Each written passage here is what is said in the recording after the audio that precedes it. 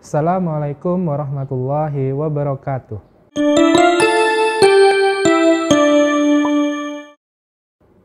Hai anak-anak, bagaimana kabarnya hari ini? Semoga kita semua selalu diberi kesehatan oleh Allah Subhanahu wa Ta'ala. Anak-anak, sebelum kita memulai pembelajaran, marilah kita mulai pembelajaran hari ini dengan bacaan basmalah. Bismillahirrahmanirrahim. Anak-anak, hari ini kita akan belajar pembelajaran tematik tema 9, subtema 1, 2, dan 3, muatan pembelajaran IPS. Nah, materi yang akan kita bahas hari ini yaitu tentang pemanfaatan sumber daya alam. Nah, anak-anak, tahukah kalian apa itu lingkungan? Yap, betul sekali. Lingkungan adalah segala sesuatu di sekitar manusia yang mempengaruhi kehidupan manusia. Kehidupan manusia tidak bisa dipisahkan dari lingkungan anak-anak, baik itu lingkungan alam maupun lingkungan sosial.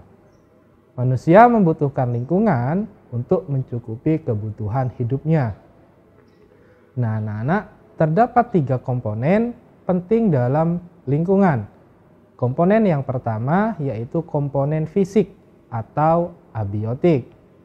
Kemudian komponen yang kedua ada komponen hayati atau biotik. Dan yang ketiga ada komponen budaya. Anak-anak, di sini Bapak akan menjelaskan pengertian dari komponen tadi. Komponen yang pertama, komponen fisik. Komponen fisik adalah komponen yang terdiri atas makhluk tidak hidup, seperti tanah, air, udara, sinar matahari, dan yang lainnya. Kemudian yang kedua, komponen hayati. Komponen hayati adalah komponen yang terdiri atas makhluk hidup, seperti hewan dan tumbuhan. Dan yang ketiga, ada komponen budaya. Komponen budaya adalah sistem nilai, gagasan, dan keyakinan yang dimiliki manusia dalam menentukan perilakunya sebagai makhluk sosial, seperti bangunan, baju, mobil, rumah, dan yang lainnya. Nah, anak-anak, lingkungan mempunyai fungsi bagi kehidupan kita. Nah, berikut Bapak sajikan fungsi lingkungan bagi kehidupan. Fungsi yang pertama yaitu lingkungan sebagai tempat mencari makan, seperti halnya nelayan yang mencari nafkah dengan menangkap ikan di laut. Kemudian yang kedua, lingkungan sebagai tempat bekerja, contohnya seperti guru, dokter, polisi, dan yang lainnya. Dan yang ketiga, lingkungan sebagai tempat tinggal. Nah, lingkungan sebagai tempat tinggal ini anak-anak tentunya kita semua membutuhkan lahan untuk tinggal dan lingkungan menyediakan untuk kita lahan tersebut. Nah, anak-anak, dalam kegiatan-kegiatan manusia itu dipengaruhi oleh kondisi geografis yang ada di negara kita. Nah, kondisi geografis suatu wilayah mempengaruhi aktivitas penduduk yang tinggal di wilayah tersebut. Beberapa kegiatan ekonomi masyarakat yang tergantung kepada sumber daya alamnya sebagai berikut anak-anak. Yang pertama yaitu di laut. Nah, sumber daya alam yang dapat kita manfaatkan dari laut antara lain ada ikan, mutiara, rumput laut, bahkan minyak bumi. Kemudian di daerah pantai, nah masyarakat sekitar pantai pada umumnya itu bekerja sebagai nelayan, petani garam, dan petani tambak. Kemudian di daerah sungai, beberapa kegiatan ekonomi yang memanfaatkan sungai yaitu mengairi sawah untuk lahan pertanian, kemudian sarana transportasi, dan ada juga pasar terapung yang terletak di Barito, Banjarmasin. Berikutnya ada dataran rendah. Kegiatan ekonomi masyarakat seperti pertanian, perkebunan, peternakan, serta industri. Yang terakhir anak-anak di dataran tinggi. Nah, di dataran tinggi, kegiatan ekonominya seperti mengelola tempat wisata dan menanam jenis buah dan sayuran. Nah, anak-anak tentunya sudah pernah mempelajari pembelajaran tentang sumber daya alam. Nah, di sini Bapak akan mengulasnya kembali. Sumber daya alam. Nah, sumber daya alam, apakah pengertian dari sumber daya alam, anak-anak? Sumber daya alam adalah segala sesuatu yang diperoleh dari alam yang dapat digunakan untuk memenuhi kebutuhan manusia. Sumber daya alam tentunya dibedakan menjadi dua jenis ya anak-anak kemarin.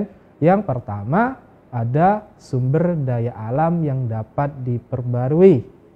Nah, sumber daya alam yang dapat diperbarui adalah sumber daya alam yang tidak akan habis meskipun digunakan terus-menerus. Misalnya dari hasil pertanian, perkebunan, perikanan, dan peternakan. Dan sumber daya alam yang kedua adalah sumber daya alam yang tidak dapat diperbarui. Nah, sumber daya alam yang tidak dapat diperbarui adalah sumber daya alam yang akan habis jika digunakan terus-menerus. Misalnya, bahan tambang seperti emas, perak, batu bara, dan minyak bumi. Nah, anak-anak, tentunya sumber daya alam di negara kita Indonesia itu sangat banyak. Dan kita dapat memanfaatkan sumber daya alam yang ada. Nah, berikut Bapak akan memberikan tabel contoh hasil sumber daya alam dan manfaatnya. Tabel yang pertama, di sini ada tabel dari hasil pertanian. Yang pertama ada padi. Nah, kita dapat memanfaatkannya sebagai makanan pokok. Kemudian ada jagung, bisa kita manfaatkan sebagai makanan pokok dan juga makanan ternak. Kemudian ada kacang kedelai. Nah, kacang kedelai ini dapat dimanfaatkan sebagai bahan baku untuk membuat tahu dan tempe, bahan baku kecap, dan bahan baku susu yang biasanya dijual dengan susu kedelai. Kemudian tabel yang kedua, di sini ada tabel dari hasil tambang. Yang pertama di situ ada minyak bumi, dapat kita manfaatkan untuk bahan bakar kendaraan dan kompor. Kemudian yang kedua ada gas alam yang bisa kita manfaatkan sebagai bahan bakar kompor gas. Yang ketiga ada belerang, bisa dimanfaatkan untuk campuran obat. Yang keempat ada grafit, manfaatnya bahan baku untuk membuat pensil. Dan yang terakhir ada batu marmer yang biasa dimanfaatkan untuk pembuatan bahan bangunan. Nah, anak-anak, dalam memanfaatkan sumber daya alam kita harus bijak dalam menggunakannya. Nah, contoh sikap bijaksana dalam menggunakan sumber daya alam yang ada. Berikut anak-anak, yang pertama kita harus memanfaatkan sumber daya alam sesuai dengan kebutuhan. Kemudian yang kedua, melakukan tebang pilih saat menggunakan kayu di hutan. Yang ketiga, melakukan reboisasi pada lahan yang gundul atau di sekitar hutan bakau yang rusak. Kemudian yang keempat, mereklamasi daerah bekas tambang. Nah, anak-anak, kita sebagai manusia yang memanfaatkan sumber daya alam yang ada, wajib melestarikan sumber daya alam agar sumber daya alam yang ada tidak cepat habis. Nah, melestarikan lingkungan merupakan hal yang wajib dilakukan. Agar sumber daya alam tetap lestari, kita harus melakukan usaha-usaha sebagai berikut. Nah, yang pertama anak-anak, penghematan bahan bakar dan listrik. Jika anak-anak ingin bepergian dan tempatnya tidak jauh, sebaiknya menggunakan sepeda atau berjalan kaki. Dan matikanlah lampu jika lampu di rumah itu sudah tidak digunakan. Kemudian yang kedua, penggunaan energi alternatif. Misalnya energi matahari dan energi air. Untuk energi alternatif ini, anak-anak tentunya sudah pernah melihat lampu-lampu di jalan sudah menggunakan sel surya, memanfaatkan energi matahari untuk menghasilkan listrik. Yang ketiga, penanaman kembali hutan-hutan yang gundul atau reboisasi. Kemudian yang keempat, melakukan pembibitan jenis tanaman unggul. Yang kelima, melakukan daur ulang bahan bekas. Contohnya seperti botol plastik yang bisa kita buat untuk hiasan pot di rumah.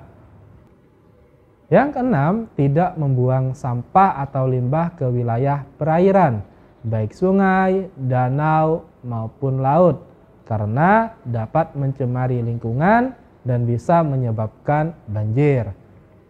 Yang ketujuh, tidak menebang hutan secara sembarangan. Kita harus melakukan tebang pilih. Tebanglah pohon yang sudah berusia tua, sehingga pepohonan di area hutan tetap terjaga. Kemudian yang terakhir, tidak menangkap ikan dengan menggunakan racun, listrik, dan bahan peledak. Gunakanlah jaring untuk menangkap ikan di laut. Oke anak-anak, sekian pembelajaran hari ini. Semoga bermanfaat. Wassalamualaikum warahmatullahi wabarakatuh.